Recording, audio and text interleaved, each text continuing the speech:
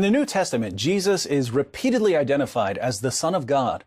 But as Muslim apologists often point out, many other people are called sons of God in the Bible. So why is the title Son of God so important to Christians? To understand why Jesus is called the Son of God, we need to look at the different ways people can be children of God in the Bible.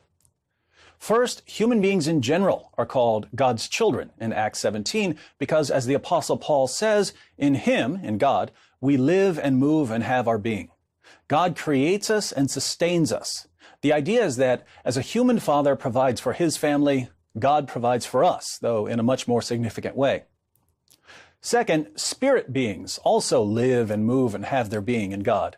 So in Job 1, angels are called sons of God, not only because God creates them and sustains them in existence, but also presumably because of their role in carrying out God's commands. Third, the nation of Israel is called God's son. In Exodus 4, God tells Moses to say to Pharaoh, "Thus says the Lord, Israel is my son, my firstborn." This is tied to Deuteronomy 32, where Moses says to the nation of Israel, "God made you and established you, but you forgot the God who gave you birth." So the nation of Israel wasn't a normal, naturally developing nation. God produced the nation through divine intervention and was therefore Israel's father. Fourth, the reigning Davidic king, the king who was a descendant of King David, was called Son of God because he was put on his throne by God and he was to rule under God's authority as God's representative. Fifth, people who reflect God's will through their conduct can be called sons of God, since this gives them a kind of family resemblance. Thus, Jesus says in the Sermon on the Mount, "Blessed are the peacemakers, for they shall be called sons of God," Matthew 5:9. So the phrase Son of God can have a variety of meanings. Why then do Christians insist on calling Jesus the Son of God? Well, Jesus is the Son of God in a divine sense. It's his position in the Trinity. In the first century, most people thought of a son as someone who carried on the family trade. Sons didn't go away to college. They did whatever their fathers did. If your father was the butcher, you were the butcher. If your father was a baker, you were a baker. To say that someone is the Son of God in this sense would mean that he does the work that God does.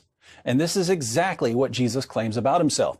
According to both the Bible and the Quran, God is the one who raises the dead. But in John 5, Jesus says that he's the one who will raise the dead at the resurrection. According to both the Bible and the Quran, God is the final judge of all mankind. But in Matthew 25, Jesus tells his followers that he will be the final judge of all people. According to both the Bible and the Quran, God is the one who can ultimately forgive sins. And yet Jesus claims in Mark 2 that he's the one who forgives sins. So Jesus does the work that only God does. The only way someone can do the same work that the Father does is if he shares the nature and attributes of the Father. Jesus claims to have this unique relationship with the Father. In Matthew 11:27, he says, "All things have been handed over to me by my Father, and no one knows the Son except the Father, nor does anyone know the Father except the Son, and anyone to whom the Son wills to reveal him."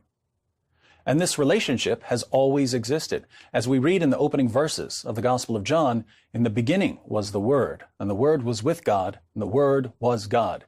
He was in the beginning with God. All things came into being through him, and apart from him nothing came into being that has come into being." The Word, Jesus, the Son, was with God, and the Word was God. How could the Word be with God and be God? It only makes sense if you're thinking in Trinitarian terms. The same difficulty arises with the phrase Son of God. People ask, well, what was he, God or the Son of God? The confusion arises because people hear Son of God and they think of God producing some sort of separate offspring.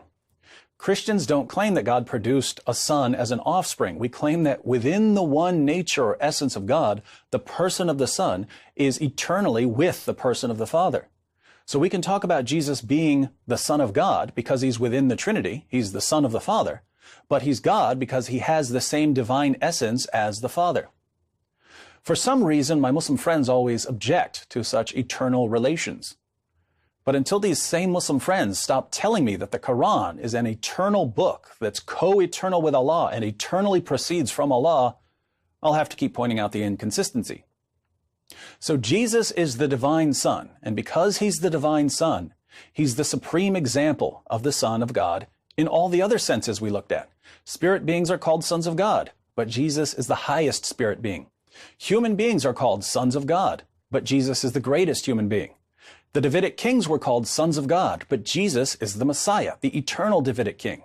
The nation of Israel was called the Son of God, but the Old Testament says that the Messiah himself is the new Israel.